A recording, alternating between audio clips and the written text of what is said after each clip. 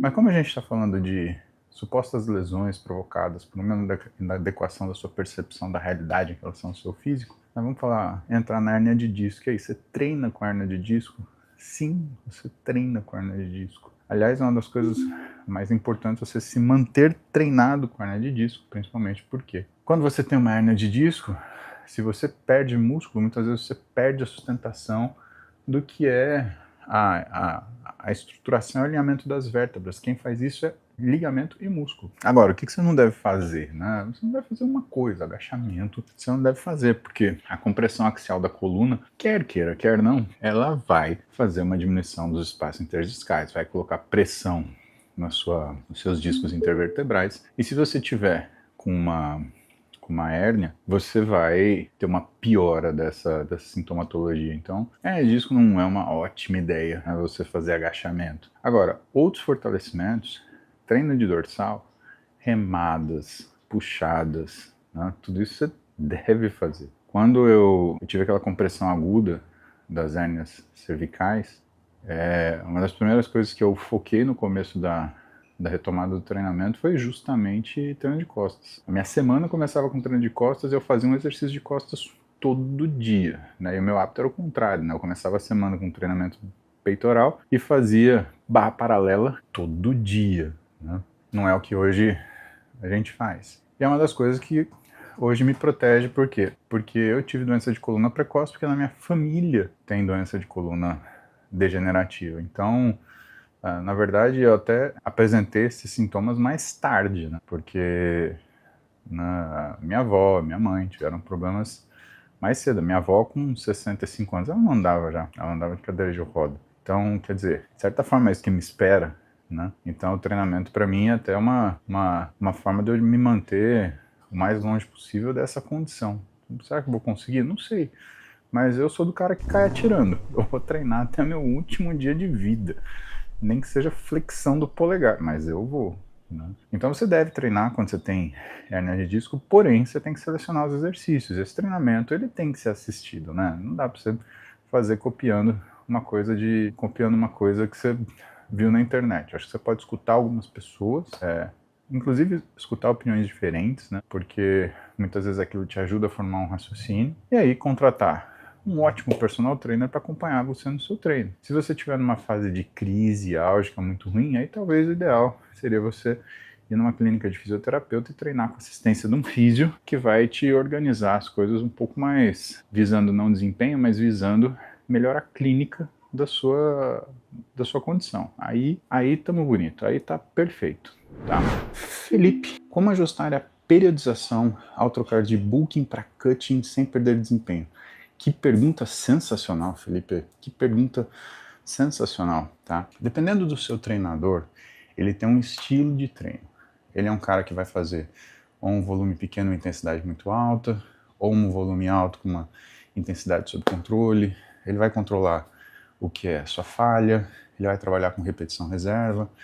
Mas em geral, o bulking, você tem que pensar o seguinte: se existe abundância de caloria, existirá abundância de treino. E se você for um cara de juízo, existirá abundância de descanso também. Se você treina muito, você precisa de mais tempo para você descansar para isso. O cutting, ele é o inverso. Você tem uma carência de energia. O que vai acontecer? O volume de treino tende a diminuir, não a intensidade. Quem gostava muito de fazer isso era o Patrick Tuor, que muitos de vocês conhecem ele, um treinador suíço, já acompanhou Correia, já acompanhou diversas personalidades dentro do mundo esportivo do Brasil. A questão é que ele, por exemplo, gostava de manter a intensidade e tirar volume, né? E o que a gente fica muito atento é que, como você tem uma diminuição calórica no cutting, você precisa de mais tempo de recuperação do que no bulking. Então, muitas vezes o seu treino, se você não consegue mudar quantidades, por exemplo, você tem que mudar o que é a frequência de treino semanal, ou o intervalo entre esses dias. Vou te dar um exemplo. O treino do Ramon desse ano, aliás, isso para quem não foi no curso do Pacho, que estava excelente, era um treino push-pull e legs. Então, segunda-feira, por exemplo, ele treinava dorsal, ombro e bíceps. Terça-feira, ele treinava peito, tríceps, peito, ombro e tríceps. E na quarta-feira ele treinava perna, e aí ele repetia isso. Então era o que o pessoal chama comumente de ABC, mas nesse estilo, push-pull legs, tá? Quando você entra numa fase de cutting, imagine que você pode precisar modificar a frequência com que você treina. Então, por exemplo, pode ser que você precise treinar o A, o B e o C e você dê um dia de descanso. Isso é uma das coisas que acontecem.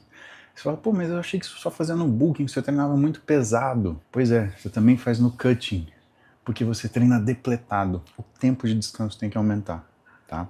E no exercício, aí depende do seu treinador, né? O Thiago Fiorenzano, que é meu treinador, a gente sempre treina periodicamente lá no CT da Max, tem alguns vídeos, a gente vai fazer um treino ainda antes do final do ano com o Pacho ainda e com o Correia. Vocês vão ver que o estilo da gente treinar é com repetição reserva e que a gente não fica abusando de série de sobrecarga, né? Então a primeira coisa, o Pacho ele chama das séries de sobrecarga de séries válidas. Então, por exemplo, um conjunto de um exercício de 3 séries, você vai fazer 1 ou 2 séries válidas. Você vai fazer uma série de aquecimento, uma série de adaptação e uma série válida. E aparentemente isso ajuda a proteger o que é o funcionamento dessa musculatura, porque você não aumenta o nível de degradação pelo excesso de uso. Então você só vai para outro exercício, um estímulo, pá! E aí você ganha onde? Não é em um treino, você ganha na progressão. Vamos comparar com corrida? É como se você quisesse passar, se largasse em último, se você quisesse passar todo mundo na primeira curva. Não vai, você vai estourar seu carro. Você vai bater em alguém, você vai machucar alguém, vai dar uma merda gigantesca. No caso da musculação, ou do fisiculturismo, na periodização, você tem que pensar o que você vai ganhar durante 4 meses, 6 meses. Esse raciocínio de longa duração que você tem que começar a desenvolver. Porque aí você vai ver que as coisas elas vão meio que se revelar para você com mais facilidade. Mas sempre, pelo menos, segue um bom treinador para você olhar isso. Então, cara, segue o Pacholok, segue o Belmiro de Sales, que é um cara muito técnico. Ramires Tibana, que é um cara que fala muito sobre treinamento de altíssima intensidade. Aliás, dá os parabéns pro Ramires Tibana, Black Belt. Ramires, parabéns, irmão. Eu acabei de pegar minha faixa preta, então eu não sou a pessoa mais gabaritada para falar bem-vindo ao mundo dos faixa preta. Também tô chegando agora. Mas gostei muito de ver isso. Fiquei muito feliz. Você vê que o nosso Team Bom Senso, que tem mais de 10 anos, tem 2 faixa preta. Olha que massa. Você lembra daquele pessoalzinho? Acho que era Team Cérebro, né? Team Cérebro de galinha, né? Cadê? Enfim, seguimos. Tô falando pra vocês de treinador, né? Falando de faixa preta, tenho faixa preta pra você seguir. Cara, Thiago Mata da Biomecânica, André Lopes, Charles Lopes. Tem tanto treinador foda pra vocês seguirem, pra vocês olharem isso. Presta atenção, vai dar bom. Fala, meus bom dia. Comecei a academia em janeiro, saí de 118 para 104 quilos. Treino Mike Mentzer. Pessoal, Mike Mentzer era um estilo de HIIT training que a gente chamava de Heavy Dutch. Então, é muita carga e muito descanso. 4 vezes da semana, peito, costas, abdômen, perna e braço no outro dia. Cara, Gustavo, aí a gente tem que dar pelo menos uns 3 meses pra gente ver, né? E aí você vai me falar, o que você achou? Existe uma coisa que o Belmiro fala muito disso, né? A experiência atlética do indivíduo. Se você é um cara que treinou sua vida inteira muito volume, né? Sei lá, GVT, se a gente pegar o Schwarzenegger, né, que treinou GVT. 10 séries, 10 repetições de um exercício e 10 exercícios. E colocasse ele no Heavy Dutch para treinar desse jeito, né, altíssima carga, altíssimo intervalo, né, e pouca quantidade de trabalho, mas não necessariamente pouco volume, em relação a tempo, né, porque não significa que um treino Heavy Dutch ele vai ser mais rápido do que um treino a GVT, por exemplo, né, porque você tem grandes intervalos.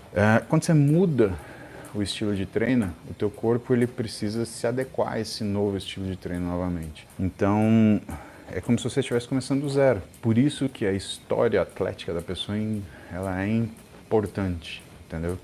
Então, existe uma curva. Esse cara ele vai perder um pouco de condicionamento para depois voltar a ganhar. Então, por isso que é um erro. Enjoei treinar desse jeito, vou treinar do outro. O que determina a forma de você treinar não vai ser o teu tédio.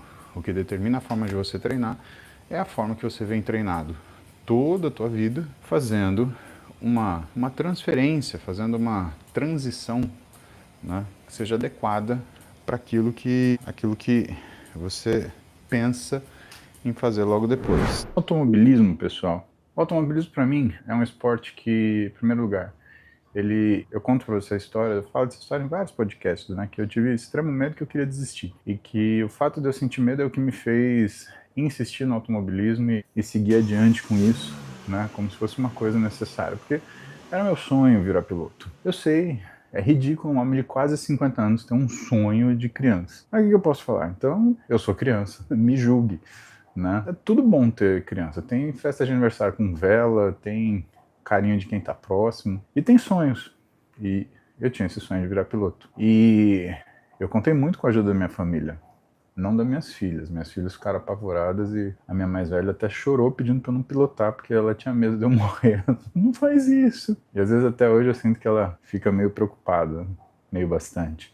Mas, por exemplo, a minha esposa, que é a minha companheira de vida, que é a minha melhor amiga, que é minha parceira romântica, eu reservo esses papéis para ela e só para ela, né? É quem mais eu escuto para tudo que eu vou fazer. E quando surgiu essa oportunidade de eu aprender a pilotar, né, e me tornar eventualmente um piloto, eu confesso para vocês que eu achei que ela ia ter uma resposta igual da Maria Eduarda, que ela ia virar para mim e falar: olha, pode acontecer alguma coisa, né, eu tenho medo, você não tem mais idade para isso, né, você vai correr com gente que corre de kart desde os 10 anos de idade. A gente está acostumado com velocidade, está acostumado com esse ambiente. Acho que a coisa não vai funcionar bem. Ela me apoiou. Ela falou: você vai pilotar. É o teu sonho, você vai pilotar. E eu não forcei nada, né? Eu não forcei nada. Eu tenho um grande amigo que é piloto da Porsche Cup, da carreira. E ele me levou um dia para fazer um Porsche Experience, né, que é dirigir o carro de corrida, um piloto do lado. E o piloto na época, o Pietro Rimbano, que me acompanhou, e o Pietro, ele, depois na avaliação dele final, falou: olha, tem condição, né? O que a gente conversou se foi capaz de fazer. E eu lembro, a gente correu em Interlagos e meus primeiros tempos foram na casa dos 2 minutos, que é um tempo alto. Você pensar que o primeiro colocado da última etapa da Porsche Cup, da Trophy, ele fazia, né, que é o Neto Carlone, ele fazia a pista em 1 minuto e 42 segundos, eu tava fazendo em 2 minutos. Gente, 18 segundos é uma eternidade, é um negócio, não dá nem para comparar. Mas eu fui baixando esse tempo e eu lembro que naquela oportunidade eu cheguei abaixo de 1,50. Então no mesmo treino eu baixei mais de 10 segundos. E aí na avaliação deles falou: olha, você é um cara aprendizável, né? Dá para você, existe a possibilidade de você apostar nisso. E uma coisa leva a outra, né? O pessoal da agência conversou com o pessoal da Porsche, o pessoal da Porsche conversou com o pessoal da agência. Vamos, não vamos? Tá, mas é 1.200.000 por ano, 1.500.000 para você pilotar. Puta, eu não vou tirar isso do bolso, eu não vou acabar com a minha reserva pessoal só porque eu tenho um sonho. Aí o pessoal da agência foi atrás de patrocínio, conseguimos patrocínio. E aí a Thaís virou para mim: temos o carro, temos o patrocínio, a pergunta é: você quer? E aí veio aquela chance de amarelar e deixar quieto, e aí a coisa andou, né? Lembrem assim, né, se for conveniente para vocês, aperta o botão de seguir aí. Eu tenho recebido algumas mensagens, não são muitas, de que precisou seguir mais de uma vez porque a plataforma derrubou. Eu recebi isso do Instagram e do YouTube. Pelo sim, pelo não, aperta o seguir aí. Garante que você vai estar comigo aqui todo dia, de manhã, às 7 da manhã. Estamos aqui fazendo cardio, trocando ideia para deixar o dia melhor. Combinado?